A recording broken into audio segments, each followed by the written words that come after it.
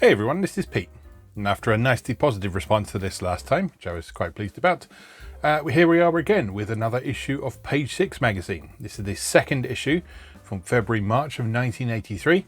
Still cost 50p at the time, and this issue promises an all-star cast featuring GTIA, which is one of the Atari's graphics chips, Tiny Text, which is a word processor, news, reviews and more. And then we got a chap playing the Atari 800 while a little pixel dude performs on stage. So, let's open up and take a look. So we begin with another advert for Gemini Electronics, just like we had in the first issue. This one's a little bit different though. Instead of the advert for Airstrike in the corner, we've instead got an ad for the ColecoVision. The CBS ColecoVision, £149, it expands into a full microcomputer supplied complete with Donkey Kong. Yeah, so the ColecoVision was a console that I was kind of vaguely aware of back at the time, but I never really got the chance to have a play with any of its games until quite recently when I delved into it a little bit with emulation on a stream I did a while back. It's a fascinating console. I'm surprised it didn't do better than it did because it was technologically superior to a lot of the other stuff that was around at the time. It had better graphics than the 2600 and the Intellivision. It was very similar in terms of guts to the MSX computer platform, to such an extent that these days an MSX emulator can often run ColecoVision software. I actually wasn't sure up until reading this advert that it ever came out in this country. I was sort of under the impression that it was an import console, but yeah, it does seem like it came out over here. £149, relatively reasonable for the time, I think. I mean, still quite expensive if you account for inflation and convert that to today's price. But in terms of the technological advancement of that system compared to other stuff around at the time, yeah, £149 doesn't sound unreasonable. So other stuff we've got here, we stock Atari 400, 800 computers, Oric, Commodore VIC 64 computers, all Atari, Activision, Parker, Apollo, Imagic, Mattel and Coleco cartridges, Commodore 64 and VIC software, lots and lots of Atari software, and again we got similar examples to last time. Nautilus, Jumbo Jet Pilot, Apple Panic, Centipede, Miner 2049er, Slime, Intruder, Alien Swarm, Preppie, Pac-Man, Math Pack, Choplifter on ROM, Soccer with an exclamation mark, Airstrike, plus many, many more titles. So this place also serviced Atari and Commodore computers and a full range of chess computers in stock. Down here we've actually got the identical two adverts that we had in issue number 1 here. We've got the Games and Software Club. Actually no, this one is slightly different, isn't it? No. Yeah, it was Mr. M. Ward before, wasn't it? Games and Software Club. We are extending our library with the very latest Atari 400, 800 games as they become available. This will increase our comprehensive range of programs available for hire to members at a most competitive rate. If members request a program we do not have and we consider it suitable, we will endeavour to obtain it. Apply now and hire your first 2 games free. So yeah, lending services, quite popular at the time.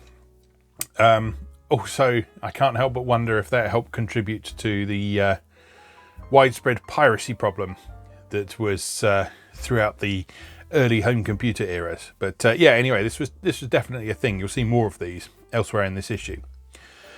This one's the same as in issue 1. Your friendly professional printer, 100 years, 1883 to 1983, Birbeck & Sons from Fleet Street, Birmingham. And if you look over on the contents page, you'll see that this is still printed by Birbeck & Sons. A couple of little changes though. You'll see that this is published by Abacus, which I don't think it says anything about here, but it definitely says something about it later in this issue, possibly in the editorial. Yeah, interestingly, it's spelled Abacus here and then Abacus over here.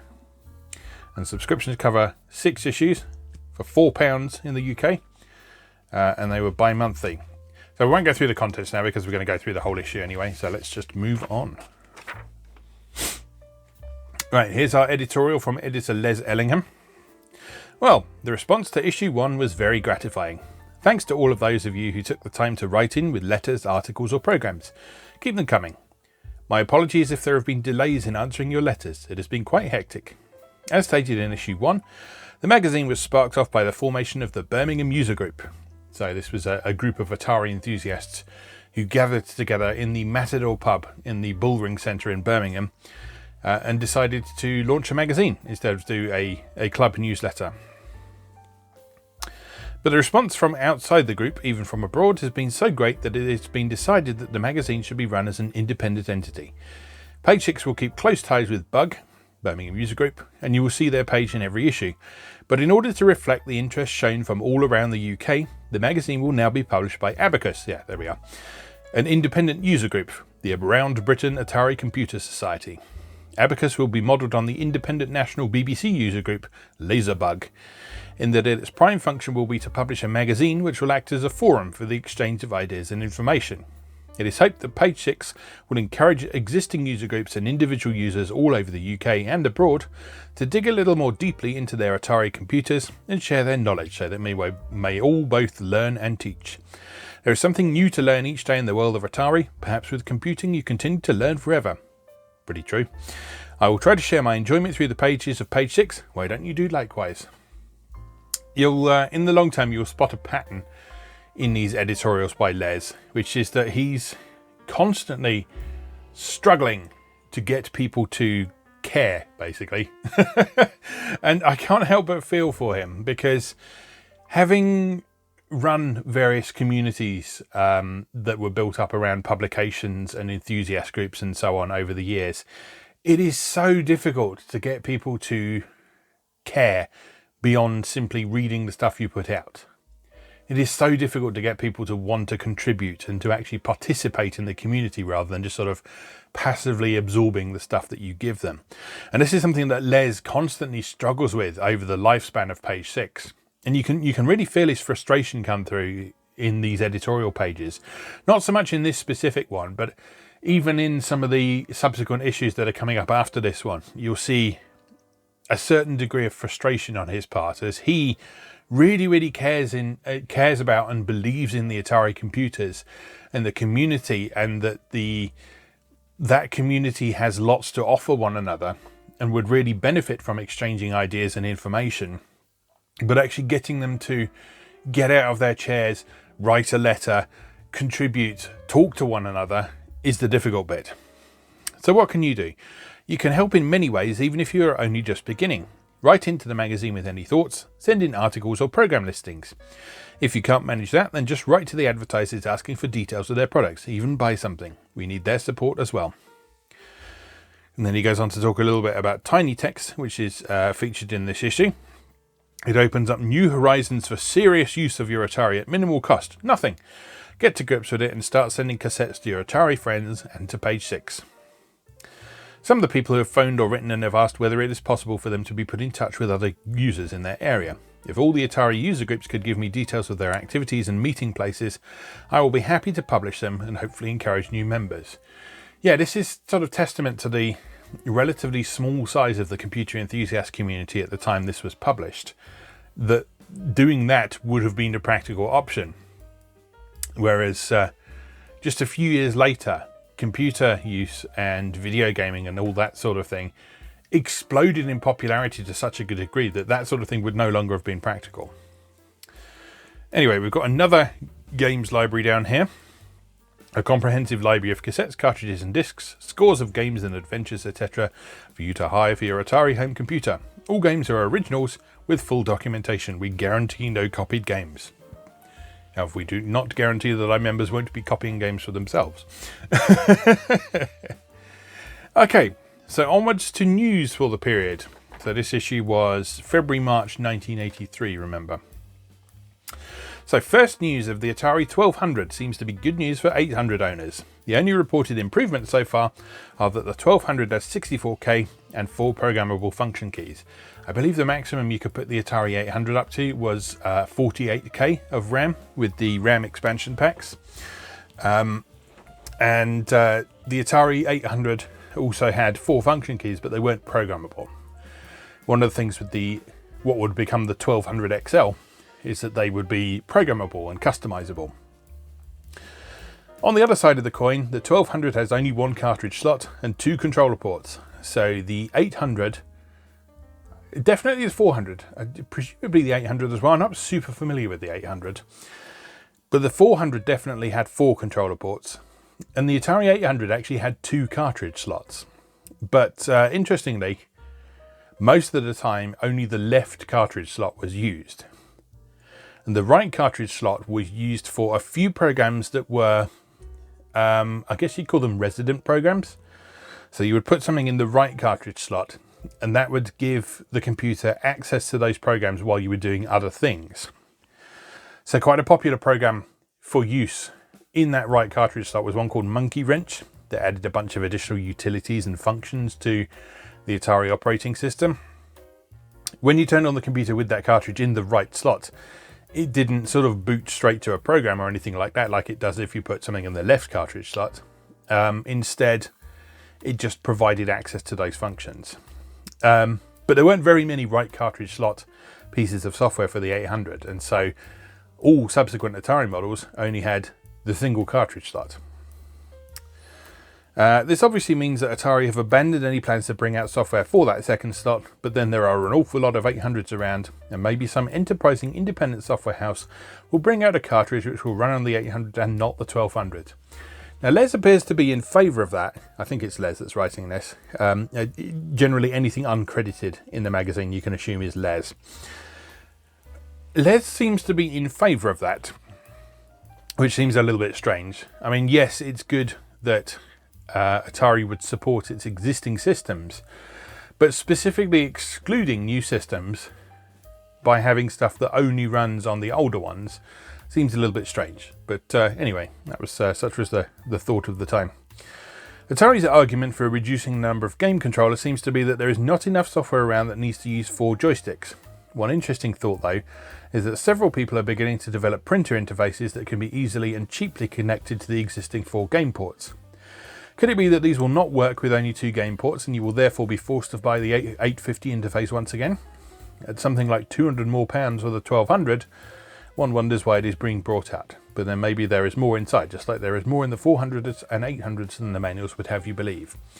Yeah, so this builds on something we talked about last time, which is that Atari computers had a lot of functionality that the manuals didn't talk about, that people didn't discover until later, and that people didn't figure out how to take advantage of until much later. And so, yeah, Les is quite reasonably expecting there to be more to the 1200 XL than just a bit of extra memory and fewer joystick ports and some programmable function keys. On the software front, Atari have suddenly become very busy again. After what seemed to be a long while without any new games, Atari are now bringing out the arcade games in force. Galaxian has already been in the shops for 2 weeks, and Defender should be available by the time you read this. Also in the pipeline is Kicks, although that may be a couple of months. On the serious side, there should be a Microsoft Basic in ROM quite soon, and also File Manager. Yeah, so small correction to something I said in the last episode of this, which is that the Atari 400 and 800 had built-in BASIC. They do not. It was the next generation of Atari 8-bits that had BASIC built into them. And so on the Atari 400 and 800, if you wanted to program in BASIC, you had to put the BASIC cartridge in. Now, in most packages of the Atari 400 and 800, that BASIC cartridge was included, but you had to actually physically put it in and remove it if you wanted to make use of BASIC. And so, yeah, there was a market for alternative versions of BASIC that you would use a ROM cartridge to access. So if you wanted to use Microsoft Basic, which would be more broadly compatible with other systems, then yeah, you could get that for your Atari 8-bit. Choplifter, reviewed in the last issue, should be available on ROM quite soon, so no need to buy that disk drive after all. Yeah, ROM cartridges were more expensive than cassette and disc versions of games, but also a disk drive is very expensive in the first place, so for some people it would have been more practical to get games on ROM cartridge rather than disc. In the rumours department, watch out for a 3-inch microdrive at the end of the year and 4-colour plotter printer at only £150.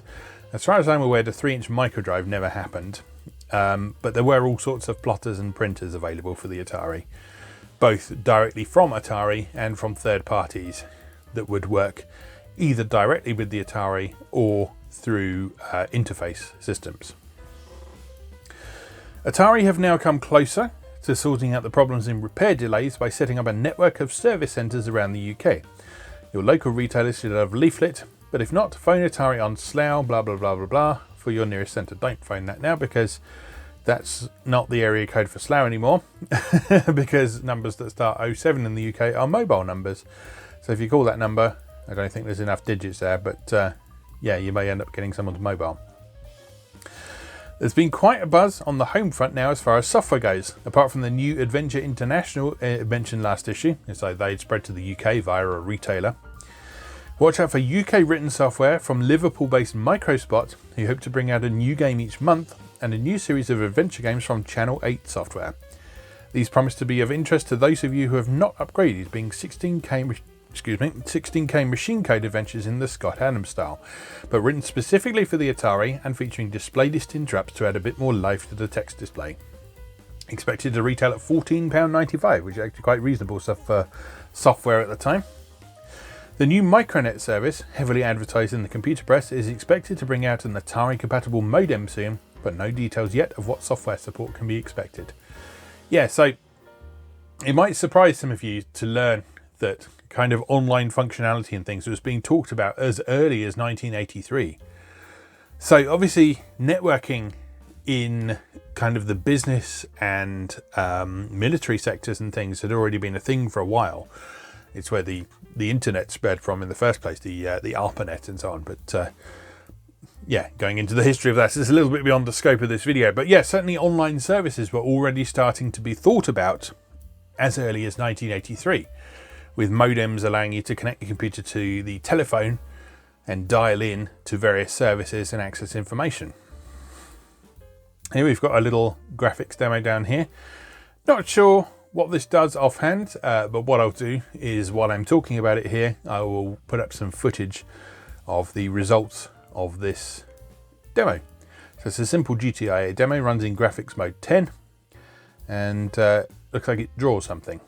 I guess we'll have to wait and see until I edit this video to see what that actually does. Right, onto the input page. So this is a letters page where people have written into Les after reading the first issue and have some things to say. So we'll start with a letter from TC Myers from Leicester. Dear Sirs, firstly, congratulations on the magazine and good luck for the future. I have a question which I hope you can answer. I recently had to break off in the middle of a long program and saved what I had had onto 2 different cassettes. When I attempted to re-enter, however, both showed an error of the serial bus type, and one immediately and the other after about a minute of normal sounding operation. Yes, so it wasn't uncommon for letters pages in the early issues of page 6 to have technical queries that either Les would try and answer himself if he knew them, because Les was reasonably technically minded. He would be the first to admit that he didn't know a lot about things like machine code programming and stuff, but he seemed to know a lot about the underlying tech of the Atari computers and how they worked and how to troubleshoot various things. So you see there's a big long response from Les here about how to recover a seemingly lost program if it's possible to do so. And so it is quite difficult to recover something that's lost that didn't save correctly to cassette if you've then wiped it out of the computer's memory. But there are a few things that you can do to prevent that happening in the first place, and there are also a few pieces of software that would have helped people to recover lost files as well. So next we have a letter from J. Dimmer of Elgin. Dear Page 6, I received issue 1 of Page 6 and was suitably impressed. I enclose my subscription. I am a relatively inexperienced computer freak, and any short programs like Line Lister I find a great help. A few thoughts on items I'm sure your readers will find useful. A conversion to Atari Basic of commands used by other computers to allow programs to be converted. This is an important one, because Atari Basic is a very powerful language with a lot of really excellent features in it, but it misses a lot of keywords that you'd find in Basic for other platforms, such as the Commodore 64 and the Spectrum and that sort of thing. So even simple things at times, such as on other platforms you can clear the screen by typing CLS. But if you do that on the Atari, you get an error message because CLS is not a command in Atari Basic. And so one thing I quite vividly remember is when I got some Usborne computer books that help teach you how to program and so on. One of the first things my dad sat down with me and did was draw up a little chart that showed when a program listing says this on the Atari, you should type this instead. Because more often than not, there were equivalents. So for example, instead of CLS on the Atari, you can print character string 125, you can print a little curly arrow special character, or you can just change graphics mode.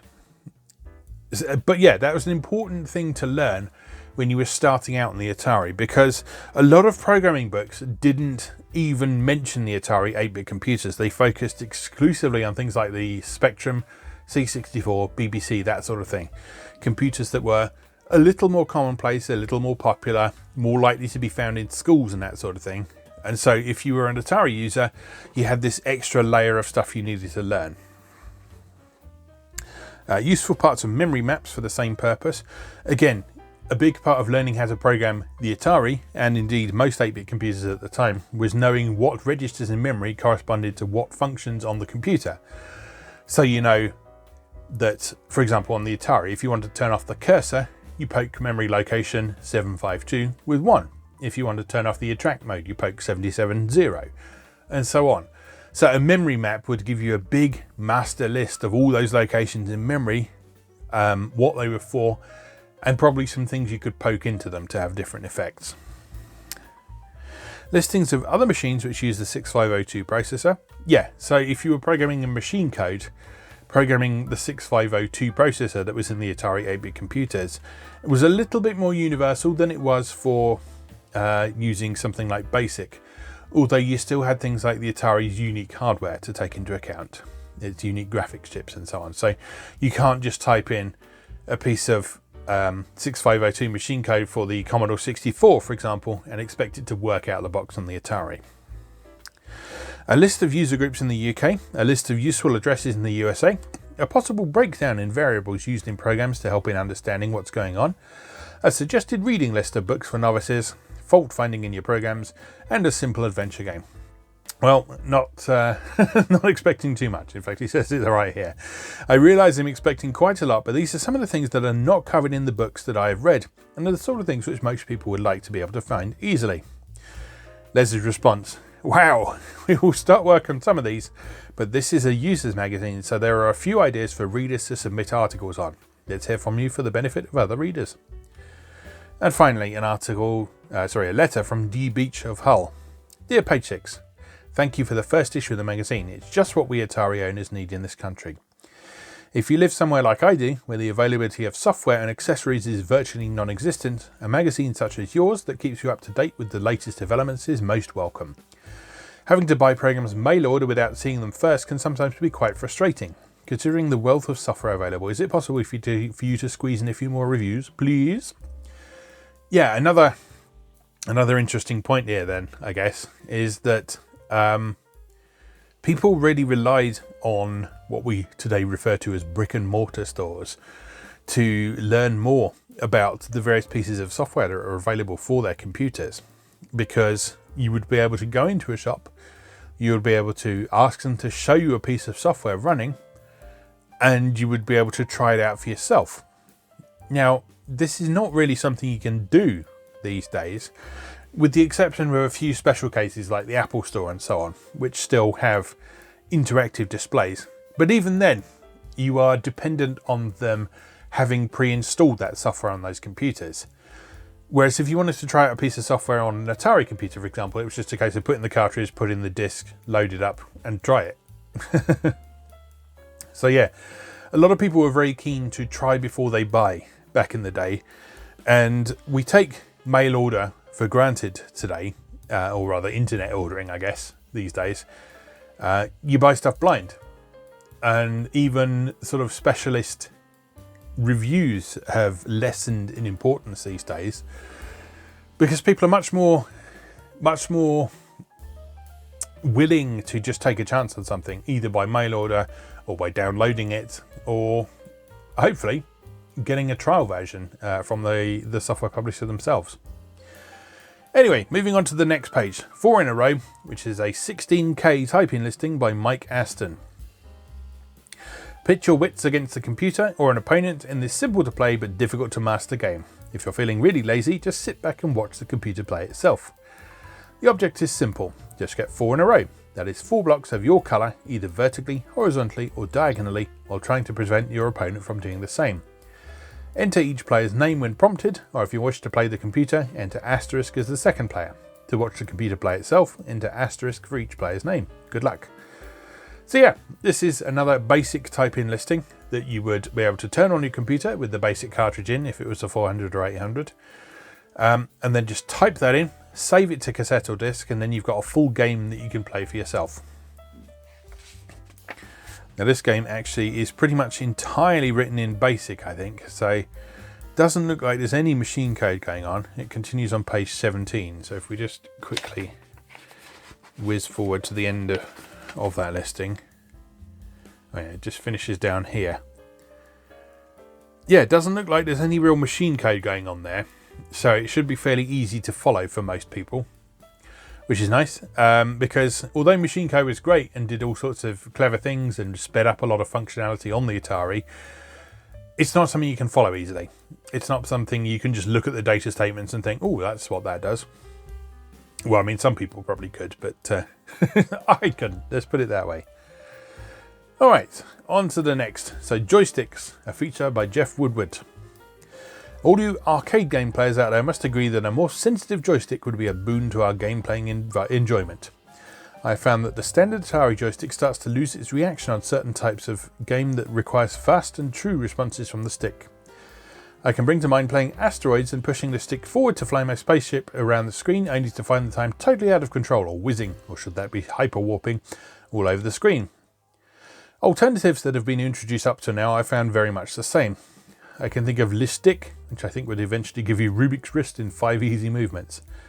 I also find with the standard joystick that it also gives you hand fatigue after extensive play. There are 2 general positions in which the right-handed player can hold the stick. Grasping the stick handle in his right hand, he can either hold the base in his left or put the base on the table or floor and use his left hand to steady it against a flat surface. In either case, while the left hand is trying to keep the base steady, the right hand is jerking the stick around in order to register the press. The effect of this is that the right hand is always trying to tear the base from the grasp of the left.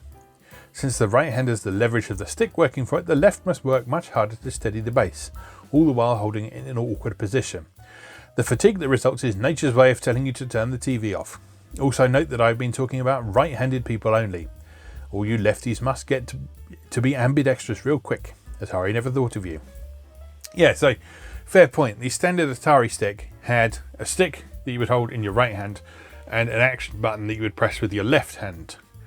And most other joysticks worked on that assumption. There are variations.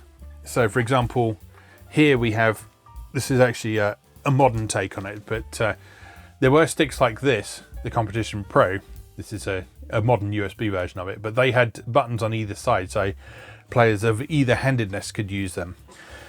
But a lot of early sticks, you followed that Atari mold, and they had an action button on the left and expected you to hold it with your right hand, which was actually the other way round to what an arcade stick would be like. If you look at this Monster Joysticks stick that I've got here, that assumes that you'd hold a stick with your left hand and press the buttons with your right hand.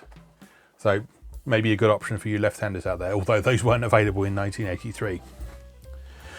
In Analog Magazine issue 5, a guy wrote in showing how you can wire up a push-button controller just like the original Asteroids controller on the arcade machines, and he said it worked equally well on Space Invaders.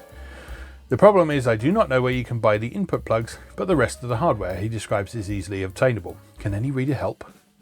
I've not tried the new trackball controllers, but at over £50 each, there must be a cheaper way to play games. Yeah, the third-party joysticks market would explode in the subsequent years, so Jeff Woodward would not have anything to worry about in the long term.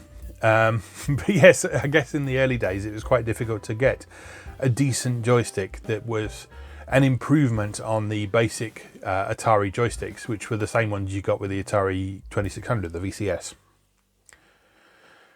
Original Adventure, a footnote. So last issue we talked about Original Adventure, which was a port of Colossal Cave Adventure to the Atari. And the author Robert A. Howell has recently written to me and has stated that anyone interested in buying this program direct from his house can do so. Excuse me. He will send you a copy for $22.35, about £13.50. God, exchange rates have changed quite a bit, haven't they?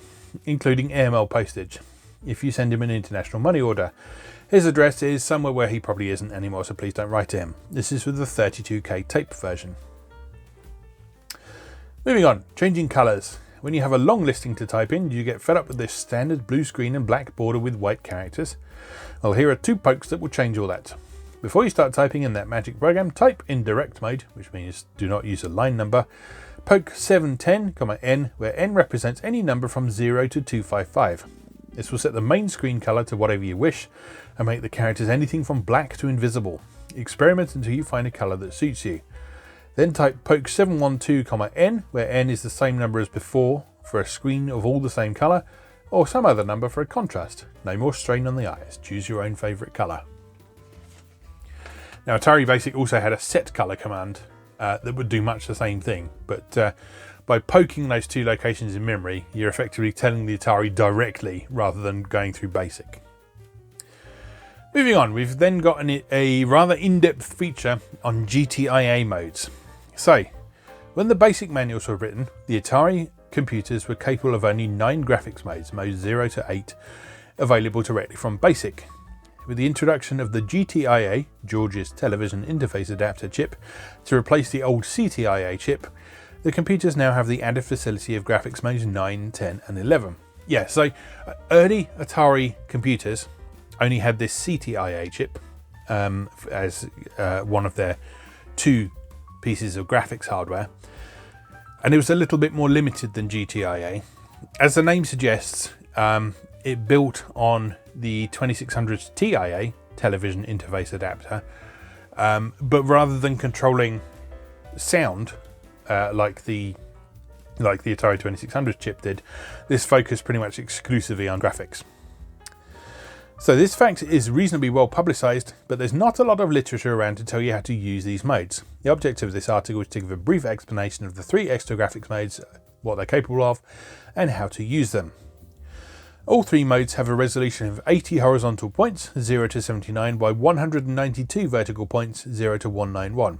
They all respond to plot, draw to, and XIO fill instructions.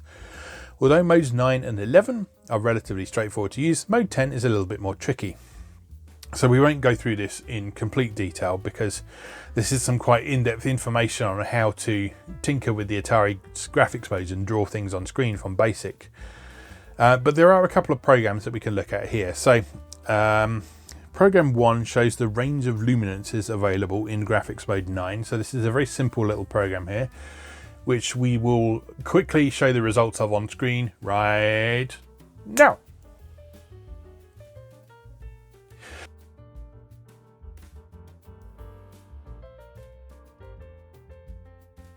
And then program number 2, Cylinders 2. So this is a follow-up to the Cylinders demo that was in the previous issue and which appeared on the PASICS public domain, library disc number 1. And again, we will take a look at this program and the results right now.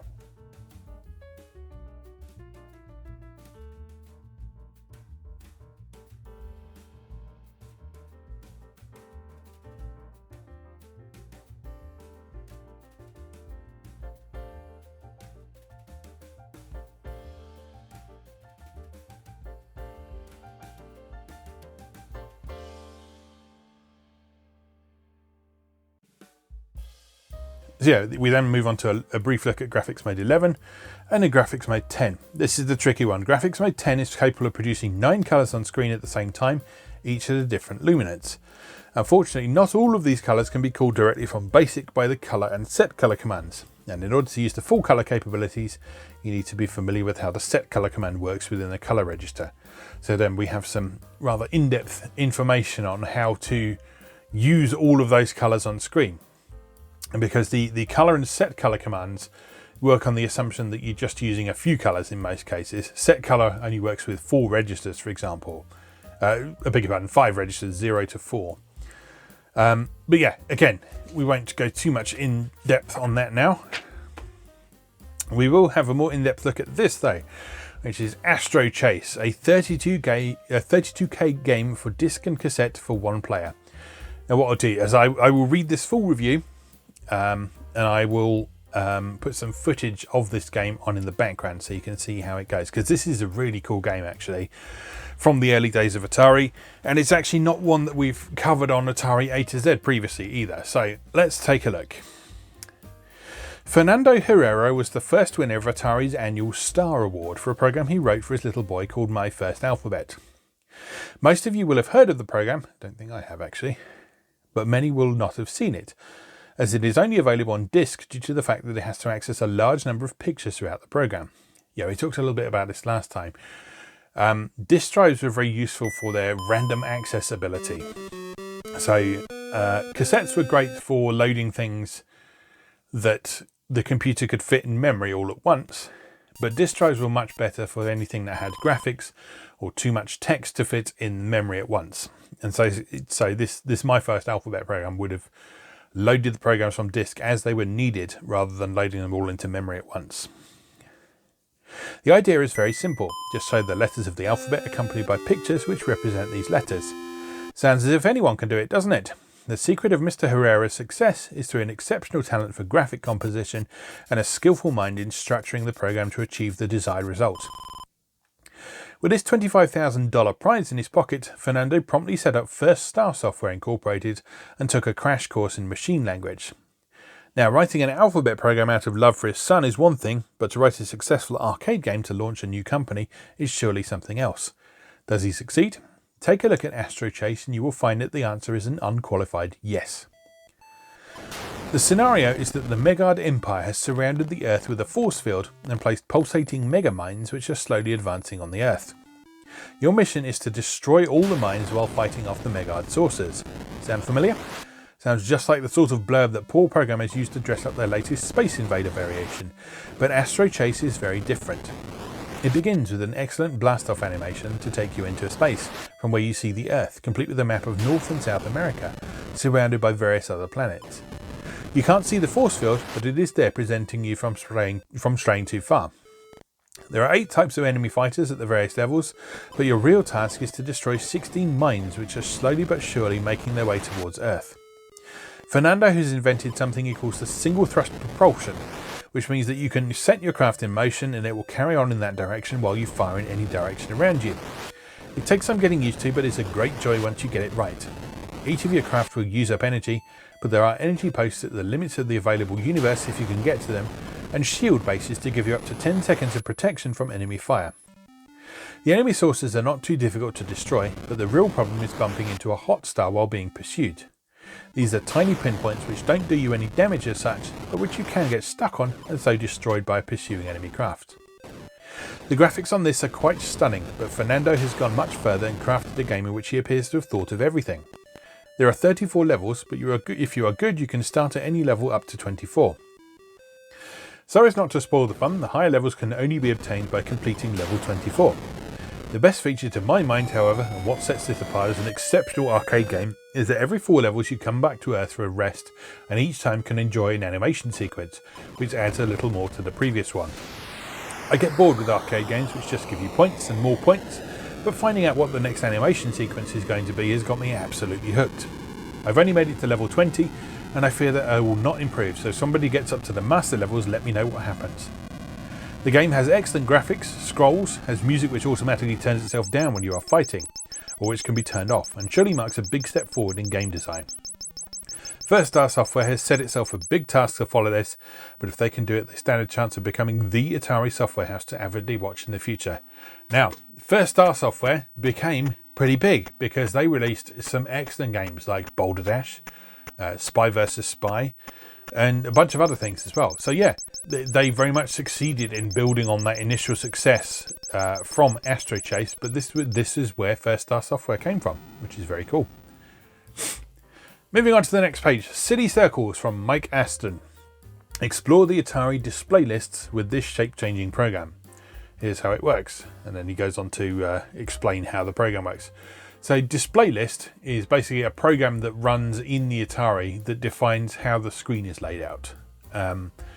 So under most circumstances, it's set up so that you change graphics mode in BASIC, for example, with one of the graphics commands, and it defines an area of the screen as being this resolution, this number of colors, whether it's a text or a graphics mode.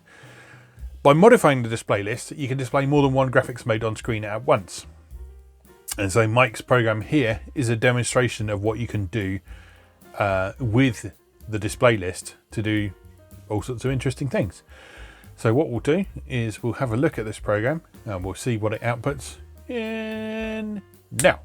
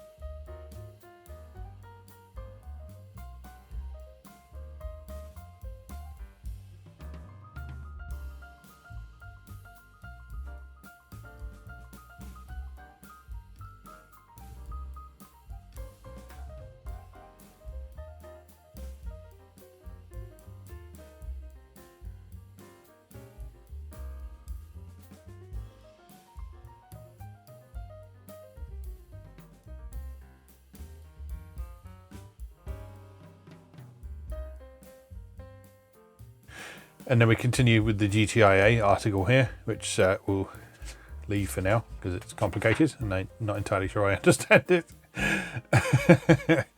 Anyway, onto another page. Play Your Cards, another one by Les Ellingham. One of the more simple games to program would seem to be a card game, but if you're just starting to learn Atari Basic, the task may not be as simple as it seems. In this article, I present you with a pack of cards for you to turn into whatever game takes your fancy. Graphics 1 would seem to be the ideal choice for a card game using the control characters representing the card suits, but unfortunately there is not enough room on the screen to feature sufficient cards. This program uses graphics 0 and so loses the option of colour for the pips, but does allow up to 10 cards on the screen. And Les then goes through the entire article, the entire program, and explains how it works. This was a very common thing in page 6 in particular. Atari User Magazine also tended to do this as well, so they would explain what each part of the program did, so that instead of just typing it in and getting something for free, you could also theoretically learn something from it as well. And that was really important, as we've already seen throughout this first issue and the second issue that we're looking at now. A big part of using your home computer was learning how to program it. So it wasn't just for playing games, it wasn't just for using productivity software. A big part of enjoying home computers was learning how to program it. And a huge part of learning how to do that was from typing in stuff like this and seeing what it did, and then maybe modifying that program for yourself. And as Les suggests, experimenting with how you could turn a simple routine like that into a game. So listing 2 here, Les adds some stuff to the game to demonstrate how it could be used in a blackjack game, for example.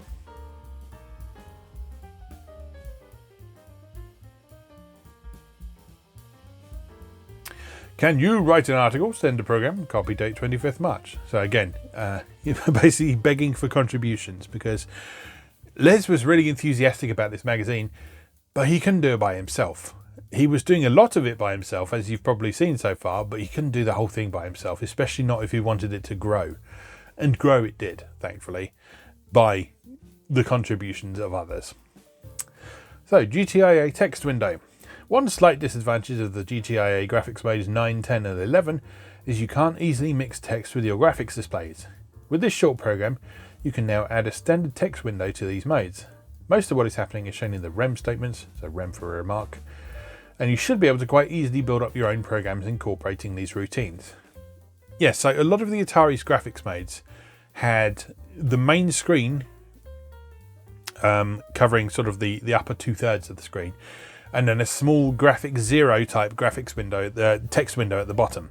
Some of the graphics modes did not, however, and so what this program does is it sets up a graphics 9, 10 or 11 screen and adds that text window back in, so you can have some text on screen at the same time as graphics. And again, we'll have a look at the output of this program right now.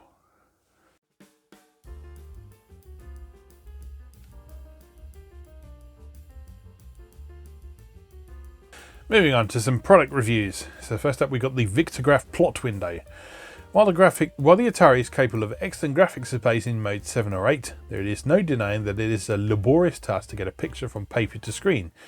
The traditional way would be to trace the original drawing and then transfer to graph paper, finally either numbering the squares on the graph paper or counting along to find the plot position. Anything that can make this task easier must be worth looking at. The best answer, of course, is to use a digitizer. The only one generally available at the moment is VersaWriter, but at £169 you need to do an awful lot of drawing to make it worthwhile. The Victagraph, which retails at £7, won't take away the chore of finding all those plot and draw 2 points, but it does make the job a lot easier. The Victagraph is described as a plot window and comes as 4 sheets of plastic measuring 17 inches by 12 inches. One is a white base sheet, 2 are see-through sheets with scales of 320 horizontally by 200 vertically, and the final sheet is a clear mask with sights at each corner which enable you to plot and read off points. You may not think there is a lot for £7, but there has been no attempt to use cheap materials. The plastic is of a very high gauge and the printed scale is very clear and professionally done. It comes in a protective cardboard sleeve which even the most heavy-handed postman could not damage. Challenge accepted. There are 2 pages of instructions which are written in a friendly way, although they do seem to make the use of the device seem more complicated than it really is. To use, you merely place a drawing on the base sheet, overlay a plot window, and then use one of the sights on the window mask to go round your drawing and read the horizontal and vertical coordinates for each point. Once you get used to it, reading off points is very easy and very fast. You would probably be persuaded to try some fairly complex designs in Graphics 8 to which the scales are ideally suited. You can cope with the other graphics modes with either a smaller drawing or by scaling down. So yeah, that's interesting. So a means of doing computer graphic design a little bit more easily, because yes, as you can see from that, digitizers did exist in 1983, but they were very expensive and not particularly practical for everyday use. And so if you'd drawn something and you wanted to turn that into an on-screen image, you'd have to do it by hand basically. So we then move on to a review of Computer Gaming World magazine. Computer Gaming World is a 48-page glossy American magazine which has just celebrated its first year, but only just become available over here. It's distributed in the UK by Games Workshop, and yes, that is that Games Workshop that does Warhammer. Games Workshop are heavily into Dungeons & Dragons and wargaming, and it might be expected therefore that Computer Gaming World will reflect similar interests. It does. Its content consists almost entirely of reviews all written by readers, but these are not the normal half-page game descriptions you find in most magazines, but full-length, in-depth discussions of game design, strategy and tactics. Would you believe a 3 1/3 page review of Chris Crawford's new game, Legionnaire? Most of the strategy type games currently available are written for the Apple, but Computer Gaming World has a surprising amount of interest to the Atari owner. Yeah, so this is interesting, because this is one magazine recommending another magazine, which is not something you'd really see in subsequent years. So if you think of sort of the big rivalry that there was between different brands of, say, Mega Drive magazine or Super NES magazine, sort of a few years later than this, unheard of.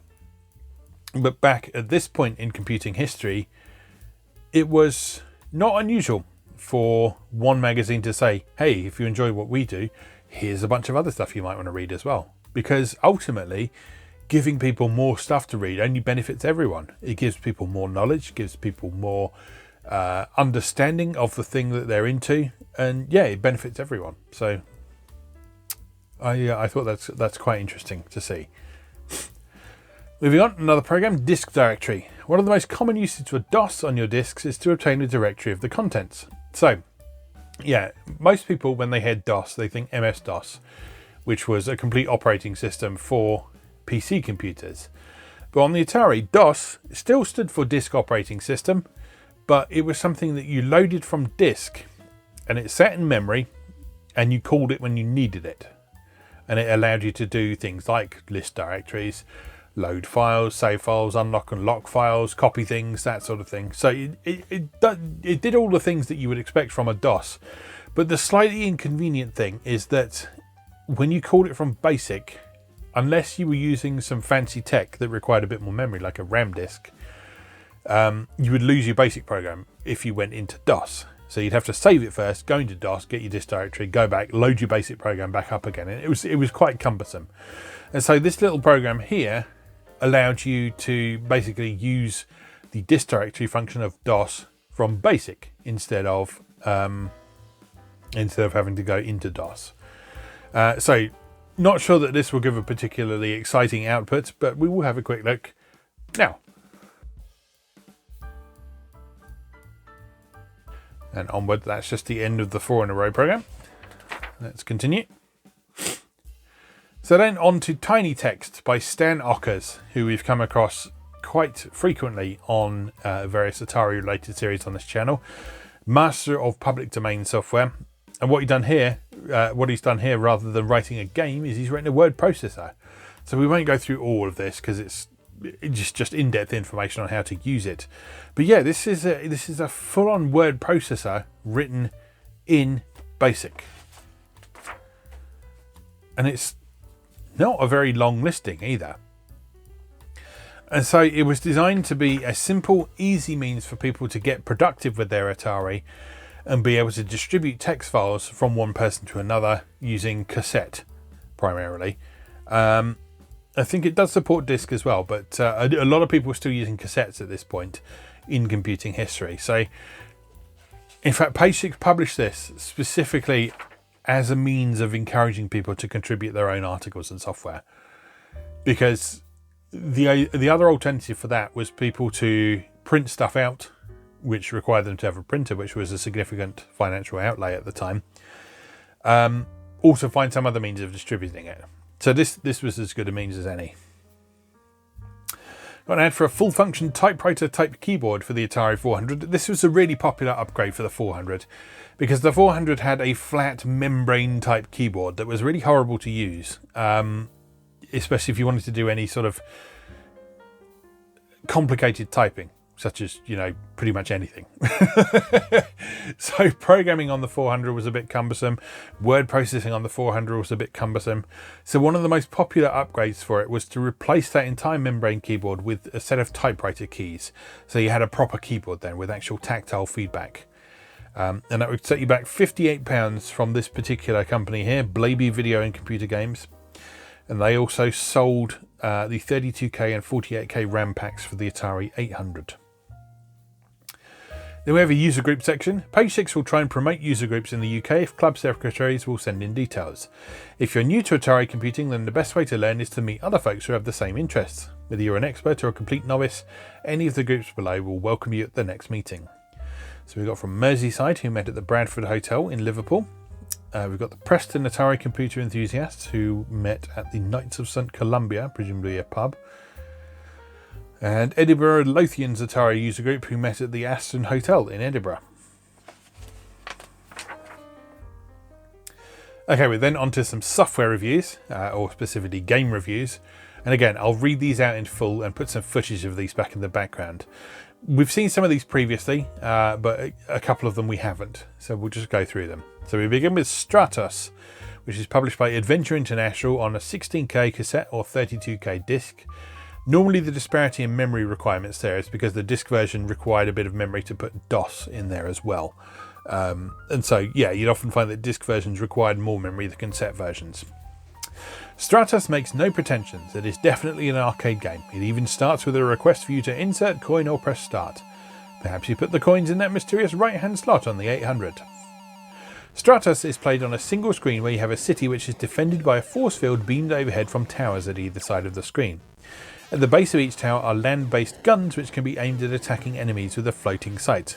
McCorg Starjammers in groups of 3 are out to destroy firstly the force field and then the city.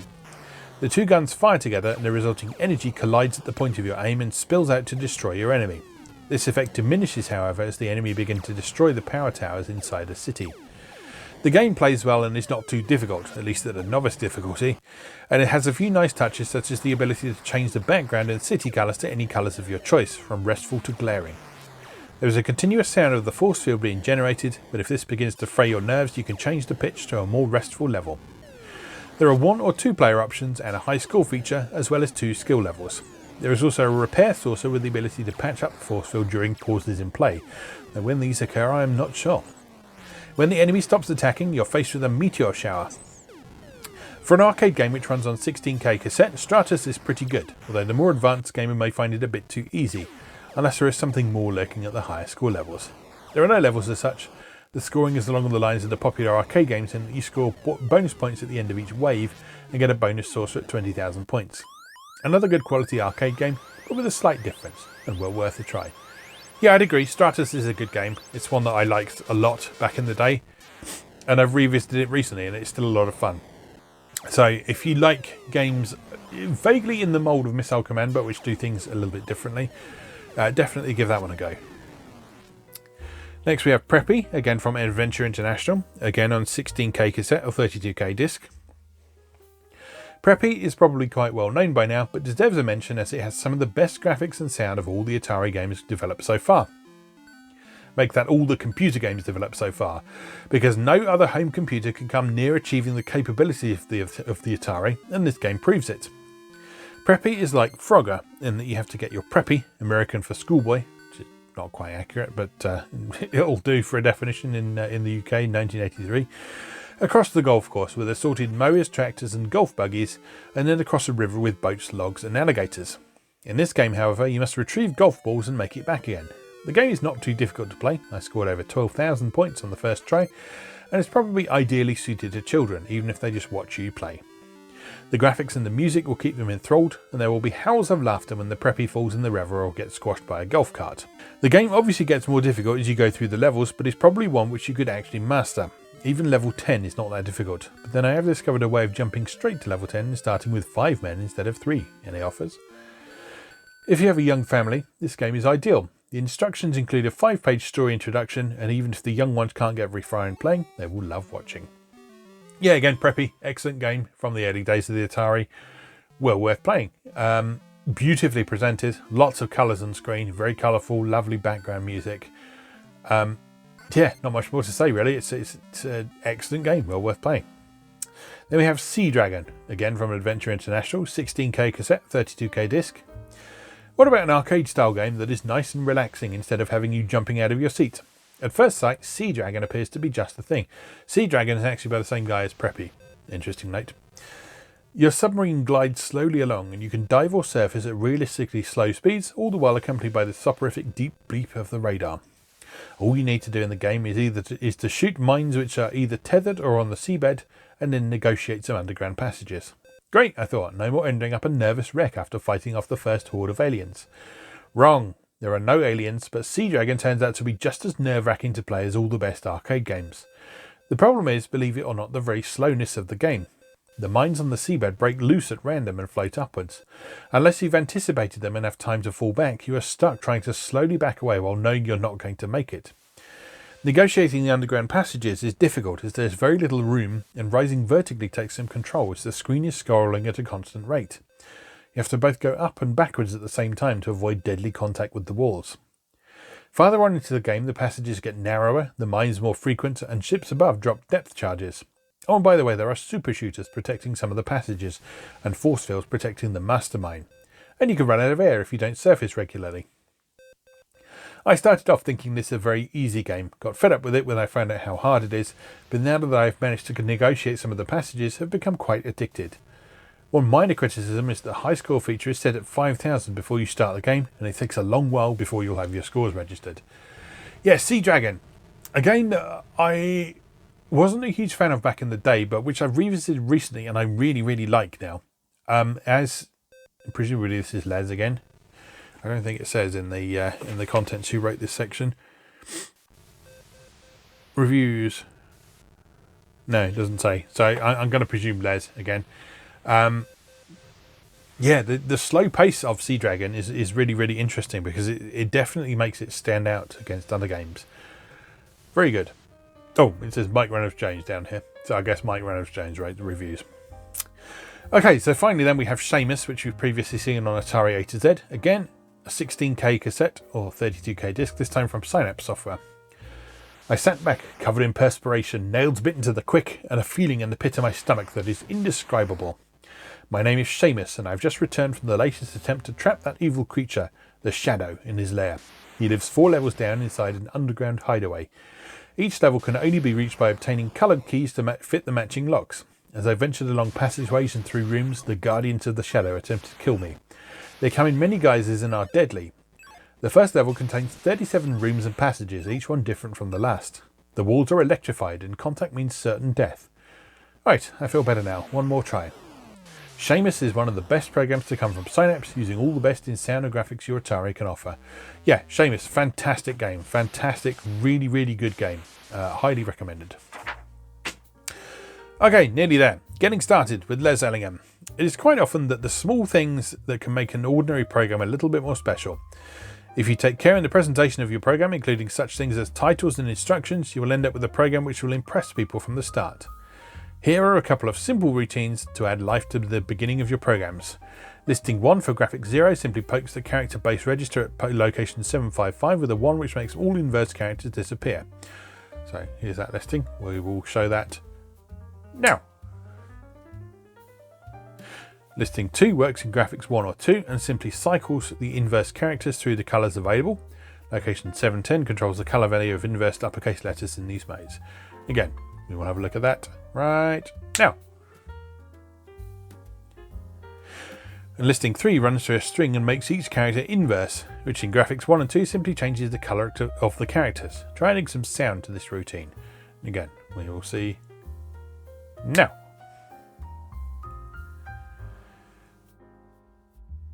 Then an advert for Bell & Jones of West Bromwich here. Most Atari products in stock at keen prices. This was a really common piece of slang back in 1983. I don't remember that being in common usage at all, but keen prices was like a thing. You see it in quite a lot of adverts. But yeah, easy parking in multi-storey car park only a few yards from the shop. Spectrum Computer Centre, boo hiss. Anyway, almost at the end now. So you'll notice this issue is quite a bit longer than the first one. We're on to page 25 already, whereas the first one was just 18 pages. First steps this month will concentrate on a problem which I know is common to many of our readers, how to get Vultures 3 running. While much of what we will say will be specific to Vultures, many of the principles will apply to all listings which are typed in from magazines. The first hard lesson to learn, like it or not, is that 98% or so of the time the reason that a program won't run is because you have made typing mistakes. Yes, very true. Very true. It is very common to type something in from a magazine and it not work. Not because there's anything wrong with the listing, but because you ballsed up the typing in of it. And in fact, a few issues after this, you will see the first of several attempts to help people out with that problem. But we will talk more about that when we come to it. So yeah, this basically goes on to give a helpful lesson, which is while you're typing a program, save it regularly. Which is good practice. If you have a disk drive, yeah, that's obviously great. If you use cassette, it obviously takes a lot longer to save things and load them back in, but it's still good practice, and it's something that Les encourages people to get into the habit of as soon as possible. Particularly if your program has got machine code elements in it, because if you run a program with machine code elements in it and there's something wrong with those, you can freeze up the whole computer. And if you haven't saved your work when you've done that, your work is gone. Onwards then. Then last of all, then we have the Bug Club call, which is the page specifically set aside for the Birmingham user group. Well, Bug at last appears to be settling down and making some real progress. Many of the members who came to the Constitution meeting at the end of November seem to have stayed away from subsequent meetings, but they've missed some good meetings since. Agreed, the Constitution meeting was a bore, but it was vitally necessary for the survival and well-being of the club. So yeah, always the same old story, isn't it? It's like if you come along to the most boring meeting of a club of the year, you're less inclined to go along to the things where it's actually interesting and fun. But yeah, this seemed to be something that Les and company struggled quite a bit with. But yeah, this Bug Club page lasted for quite a while in page 6's lifespan. It eventually sort of petered out. I don't know if it was because the user group itself petered out, or if it was just they decided to give the magazine as a whole a bit broader appeal. But yeah, certainly this is another section where you can often see Les's frustration in people, in getting people involved, in getting people to care more about this thing that was supposedly their hobby. yeah, so most of this is just sort of business to do with the club, like new members of the committee and so on. Mike Aston has begun a series of beginners classes for basic. Lots of ideas are in the melting pot. One area we should be looking into is building a library of software written by members of the group. So this sort of thing would ultimately culminate in the Page 6 public domain library. But yeah, again, it was a big struggle to get people to actually contribute that stuff in the first place. And then moving on to the back pages, we've got a few adverts. We've got Sherwood's photo again, phone for the keenest price. Like we talked about last time, photo places were often good places to get homewares and computers and that sort of thing, and Sherwood's was evidently a good place to do that in Birmingham. Channel 8 software we heard mentioned earlier. They became known for their adventure games, but they also did some practical software like this, the Constructor, which is a sprite designer utility. Here's an image of that Victagraph plot window that was reviewed earlier, so you can see what that looks like. Yeah, it's as you'd expect. Basically, it's a bunch of coordinates down the side. You put your paper in the middle and put the window over the top, and then you can read off the coordinates. And then creative software, Atari 400, 800 software. Prices in line with what you'd expect there, between about $16.95 and $23.95 for various pieces of software. And then on the back page, we once again have an ad for Callisto Computers, this time specifically showcasing these 8 games here. So we've got Preppie, which we talked about earlier, Bug Off, which I'm not familiar with, Tutti Frutti, which I'm not familiar with either, Eliminator we've previously covered on Atari A to Z, Sea Dragon we talked about earlier, Stratos we talked about earlier, Zaxxon is a conversion of the arcade game, and Astro Chase we talked about in great depth earlier. So yeah, that is issue 2 of Page 6 magazine.